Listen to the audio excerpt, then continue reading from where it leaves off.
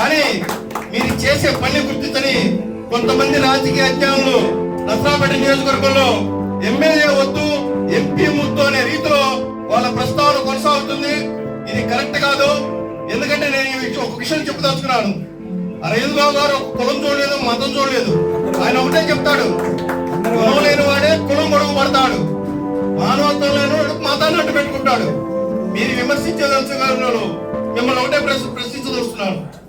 మీరు చేసిన త్యాగాలు ఏంది? మీరు పడిన కష్టాలు ఏంది? మీరు చేసిన త్యాగం ఏందో, మీరు పడిన కష్టం ఏందో నసరాపేట నియోజకవర్గంలో ప్రతి ఒక్కరా తెలుసు. లేనిపోయిన అబండాలు వేయొద్దు. ఎందుకంటే ఈ సందర్భంగా నేను ప్రస్తావిస్తుంది, జనసేన పార్టీలో ఎక్కువ సానుభూతి పనులు కానీ మద్దతుదారులు కానీ కార్యకర్తలు కానీ కాపులే ఉంటారు. ఇది కాపు సంఘం మీటింగ్ కాబట్టి ఈ విషయాన్ని ప్రస్తావించదలుచుకున్నాను. కాపులకు ఎవరికి అన్యాయం జరగట్లేదు, కాపులకు ఎవరికి వాళ్ళని పక్కన పెట్టడం జరగలేదు. గతంలో కాపుల్ని కరేపాకులా మీరు చూసుంటారు.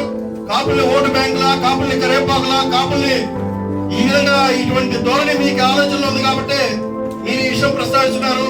మీరు ఎంతకంటే రాజకీయ అజ్ఞానం అంటే ఈ సభాముఖంగా చెప్తున్నాను. హైకమాండ్ కి అల్టిమేట్ ఇస్తున్నారు, నసరాపేట నియోజకవర్గంలో మేము విడిగా పోటీ చేస్తామని. అసలు ఎటువంటి రాజకీయ అజ్ఞానం మీరు? హైకమాండ్ అంటే మీ హైకమాండ్ ఏంటి? వైసీపీ పార్టీ మీ హైకమాండ్. జనసేన పార్టీ అయితే మీరు ఆ మాట మాట్లాడరు, కూటమిలో ఉంది. మీ హైకమాండ్ వైసీపీ పార్టీ, లోకల్ మాజీ ఎమ్మెల్యే మీ హైకమాండ్ అయితే మీరు ఆ మాట మాట్లాడతారని ఈ సందర్భంగా చెప్తున్నాను. అంతేకాకుండా మీరు కాపుల మనోభావంతో జన సైనికుల మనోభావంతో మీరు ఆటలాడుకోవాలండి. మీ నాయకత్వం ఏందో, మీరు పడిన కష్టం ఏందో, మీరు చేసిన త్యాగం ఏందో నసరాపేట నియోజకవర్గంలో ప్రతి ఒక్కరు తెలుసు. అంతేకాకుండా ఫైనల్ గా ఒక్కటే మాట తెలుసుకున్నాను. నసరాపేట నియోజకవర్గంలో పార్టీల మధ్య, కుంపట్ల మధ్య, కులాల మధ్య కుంపటి రైలించే వాళ్ళకి ఎవరికైనా సరే ఒకటే మాట చెప్తాను. ఎందుకంటే కోటప్పకొండ విషయం చూసాం. ఒక కులాన్ని వెంట పెట్టుకుని శవరాజకీయం చేస్తున్నారు. కోటప్పకొండ ప్రతిష్టను భ్రష్టు పట్టిస్తున్నారు.